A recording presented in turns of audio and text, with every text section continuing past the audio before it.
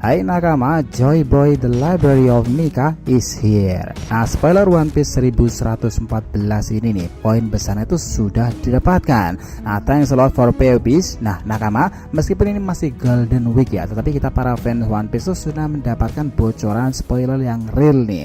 Dan tahu apa kehebohan chapter ini nanti? Ya chapter 1114 nya. Nah Joy Boy teman-teman, Vegapunk mengungkapkan sosok Joy Boy yang katanya itu mirip Luffy loh. Nah loh, bukannya panas banget tuh spoiler 1114 nya jika seperti ini. Betul teman-teman, kita juga nggak nyangka sama sekali bahwa Dr. Vegapunk itu ngebahas bahwa dia belum terlalu banyak tahu mengenai abad kekosongan. Dan di sini kita menjelaskan bahwa dahulu ada seorang pemuda luar biasa, dia itu memiliki tubuh seperti karet layaknya Mugiwara. Well, tanpa berlama-lama lagi, yuk kita langsung bahas keseruan gambaran besar ini dan tambahan hipotesa tentang pria yang berhubungan dengan abad kekosongan ini. So let's go, kita mulai.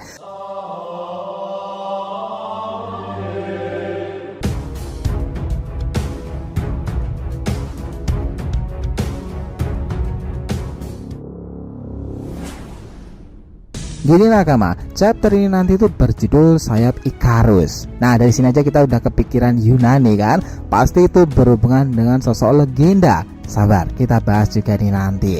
Kita di sini langsung diperlihatkan kembali kelanjutan dari Vegapunk sendiri yang sebenarnya itu mendeklarasikan siaran itu ke seluruh penjuru dunia baru. Tiba-tiba Vegapunk itu kagetnya bukan main dan berkata, "Apa kalian semua tahu tentang Void Century? Masa itu sangatlah maju di luar perkiraan. Abad kekosongan. Aku mengerti beberapa hal, tetapi aku juga masih tak tahu banyak." Ya, Vegapunk sendiri itu beranggapan jika era itu sangatlah luar biasa, tetapi dia itu juga rendah hati untuk bilang nih banyak hal yang misterius tentang zaman tersebut.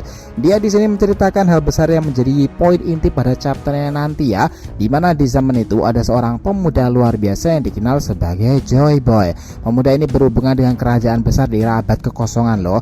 Dia memiliki kemampuan untuk memanjangkan tubuh, tangan ataupun apapun itu.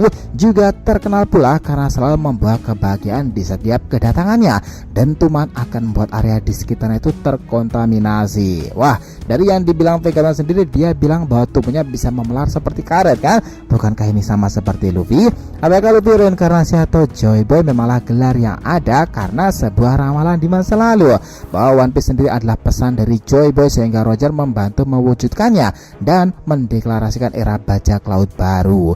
Dia juga minta tolong kepada Akagame Sang bahwa 20 tahun mendatang sejak hari itu akan ada sosok yang lahir lagi sebagai Joy Boy di era ini. Who knows, itu bisa saja terjadi seperti itu teman-teman.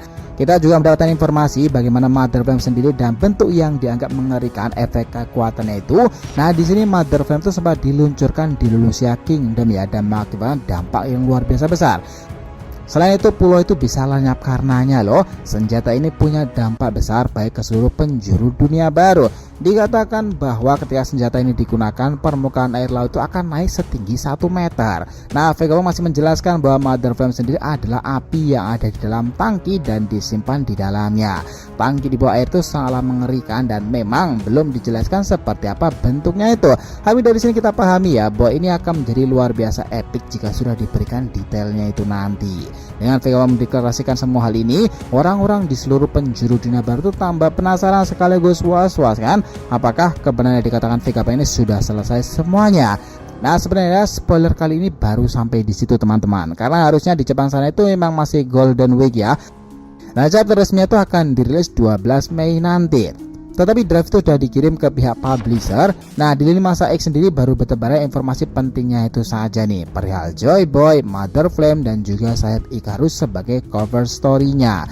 Ini memang menarik loh teman-teman, bahwa kedepannya nanti chapter-chapter One Piece itu harusnya memang akan semakin banyak ngebahas perihal Joy Boy selama ini ditunggu-tunggu.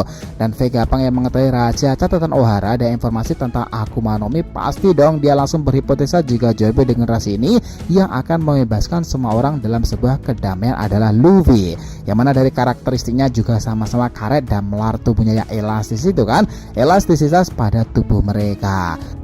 Sementara jika Im Sama sudah menggunakan Mother Flame di Lulusia Kingdom, pertanyaannya nih, apakah mereka masih memiliki senjata itu? Kami rasa senjata itu bukan benda yang secara massal diproduksi ya, karena tingkat kesulitan dan kemahalan dana yang harus dikeluarkan itu, meski itu berbahaya dan pihak otoritas dari pemerintahan dunia nih, Dia Vegapunk harusnya juga akan berjaga-jaga tuh di masa depan nanti jika senjata itu disalahgunakan lagi. Nah, sementara itu cover story ini juga menampilkan sayap Icarus nih, dimana ini juga mengarah ke sebuah legenda kuno. Nah, akhir-akhir ini banyak fan art Luffy yang serasa para filsuf Yunani kan lah ya, Socrates atau yang lainnya. Ternyata ini makin nyambung teman-teman, karena Icarus sendiri berasal dari negara Athena sana. Icarus sendiri memiliki karakteristik sayap yang besar pada dirinya itu. Dia juga diwanti-wanti agar tidak terbang terlalu jauh pada jalurnya. Dia juga tidak diizinkan untuk terlalu dekat dengan matahari dan juga terlalu dekat dengan lautan pula. Nah loh, bukan ini terdengar menarik dan relevan? Untuk matahari, identifikasinya tentu adalah Joy Boy dong. Dan Im Sama dikenal sebagai Mother of Nature sendiri. Benarkah dia juga berhubungan dengan lautan tersebut? Ini menjadi sebuah teka-teki serunya. Kalau kalian sempat menonton One Piece di saga Fishman Island tersebut, di sana ada sebuah pesan dari Joy Boy kan. Dan semakin seru lagi nih informasinya setelah buah iblis Hitonomi itu muncul dan terhubung dengan kerajaan besar 800 hingga 900-an tahun lalu. Seorang pemuda yang bahkan diangkat umurnya itu ratusan tahun lalu nih, pria yang bisa menjadi raksasa dan terhubung dengan para raksasa di masa itu. Episode ini nanti kedepannya itu akan jauh lebih menarik lagi, karena saga selanjutnya itu adalah Elbaf kan, dan itu sudah pasti. Setelah kita ingat sendiri Goro Sisa terus terang-terangan untuk membawa Nico Robin karena dianggap berbahaya, dan itu akan membaca Road Poneglyph jika diketemukan. Sementara itu Vegapunk juga sempat mengatakan jika literasi Ohara masih aman di sana kan. Di sana pula juga sudah menunggu orang-orang yang terhubung pada kelompok Mugiwara dan juga Akagami. Dan hadirnya pasukan raksasa ke Pulau Elbaf ini dengan dipimpin Dory dan juga Brog itu, bukankah itu akan menjadi clue tersendiri nih bahwa Joy Boy di era masa lalu hingga saat ini dia akan selalu berhubungan dengan Elbaf itu sendiri.